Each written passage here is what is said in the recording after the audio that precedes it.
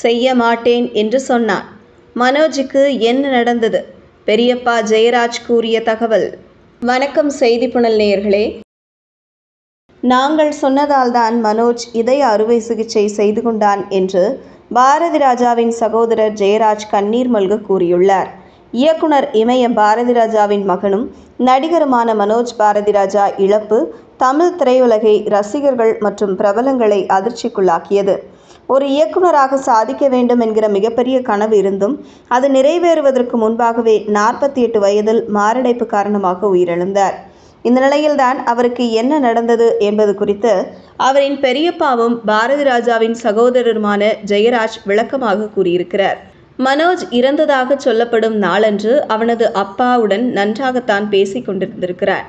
மேலும் தேனிக்கு சென்று ரெஸ்ட் எடுக்க திட்டமிட்டிருந்தான். அன்று மாலை மனைவி கொடுத்த பப்பாளி பழத்தை சாப்பிட்ட பின்னர் 1 மணி நேரம் சென்று வீட்டில் வேலை செய்தவர்கள் டீ போட்டு கொடுத்ததும் அதை குடித்த சில நிமிடங்களில் நெஞ்சுவலி ஏற்பட்டுள்ளது. நெஞ்சை பிடித்து கொண்டு துடித்திருக்கிறான். கொஞ்ச நாட்களுக்கு முன்புதான் அவனுக்கு இதய அறுவை சிகிச்சை செய்யப்பட்டிருந்தது. ஆரம்பத்திலிருந்தே அவன் ஆபரேஷன் எல்லாம் செய்ய வேண்டாம் என்றுதான் சொன்னான். நாங்கள்தான் அவனை வற்புறுத்தினோம் என்று அழுதபடி பேசியுள்ளார்.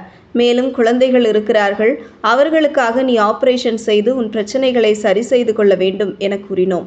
மார்ச் 7ஆம் தேதி ஆபரேஷன் நடந்த நிலையில் அவன் உடல்நிலை நன்றாக இருக்கிறது என்று சொன்ன பிறகுதான் டிஸ்சார்ஜ் செய்து அழைத்து வந்தோம். ஆனால் யாரும் எதிர்பாராத நேரத்தில் இப்படி நடந்திருக்கிறது. பொதுவாக மனோஜ் எல்லோரிடமும் நன்றாக பழகுவான்.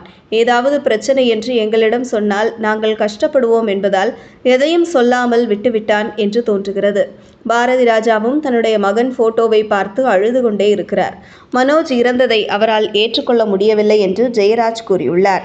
இவர் தற்போது விஜய் டிவியில் ஒளிபரப்பாகி வரும் சின்ன மருமகள் சீரியலில் நடித்து வருகிறார் என்பது குறிப்பிடத்தக்கது. இதுபோன்ற செய்திகளை தெரிந்து கொள்ள செய்தி புனலுடன் இணைந்திடுங்கள்.